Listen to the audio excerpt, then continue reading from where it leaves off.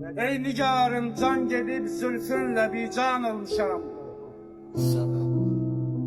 Görmeyib zülfündə bir ağ gün perişan olmuşam. Əhsən.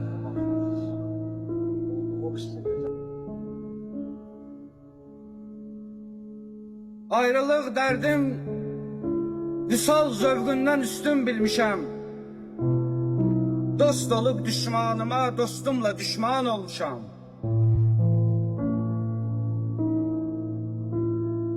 Yad edib leylələrin sinemde mecnunlar gezer. Bağrı göz yaşı ile doymuş bir biyaban olmuşam.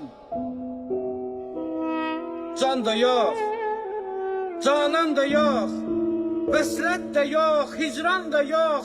Mən yok olmaktan kaçıp yokluk üçün ünvan olmuşam.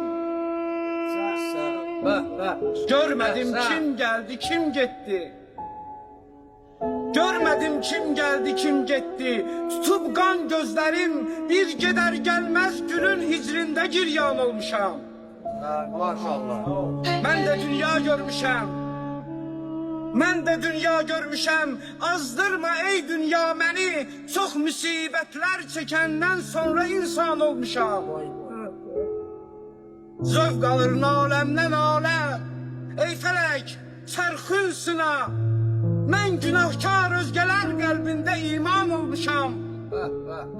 Düşmüşəm gen cənnətimdən əfv qıl ya Rəbb məni.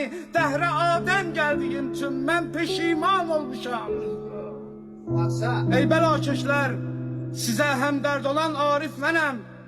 Haqqı elan eyləmək üçün mən qəzəlxan olmuşam. Maşallah.